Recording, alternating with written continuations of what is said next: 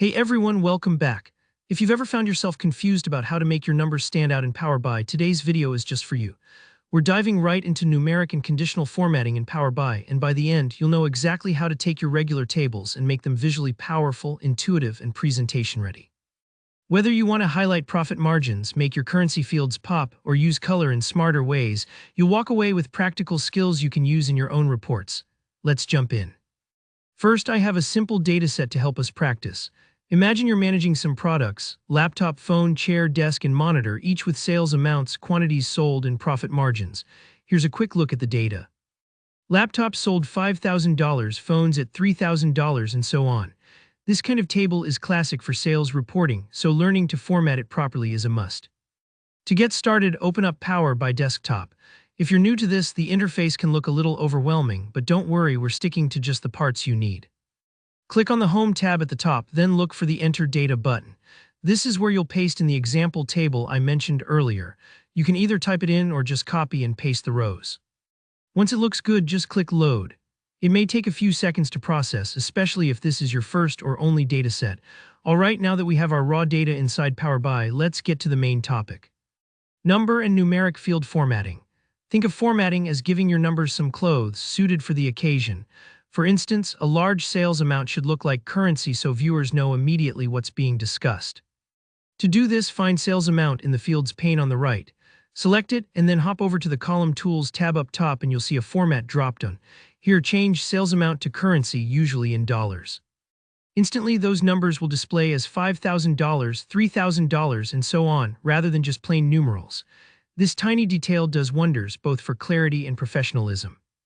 Next, let's tidy up quantity. Select that field. You'll probably want it formatted as a whole number. In the same format menu, pick Whole Number. This is especially important for counts or units. You don't want someone to see 2 chairs, for example. Just clean, round numbers. Profit margin is our last one here, and it's a great candidate for percentage formatting. Select that field and pick percentage. You can choose to include 0 or 1 decimal place, so 20% or maybe 20%. This helps the audience grasp the scale instantly and prevents those awkward decimals or decimals that don't mean much. Alright, your table probably looks a lot better already, but let's level up with conditional formatting.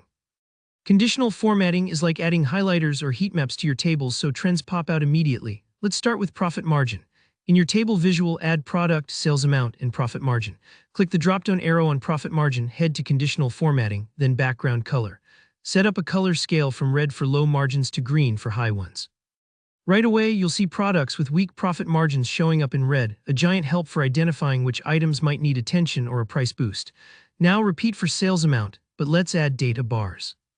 Click the drop-down there, choose conditional formatting, and then data bars. These little bars grow or shrink inside the cells depending on the value, so at a glance, you can see which products are top sellers and which are lagging. Last, let's make quantity even more insightful by formatting the font color. From the drop-down, go to Conditional Formatting and Font Color.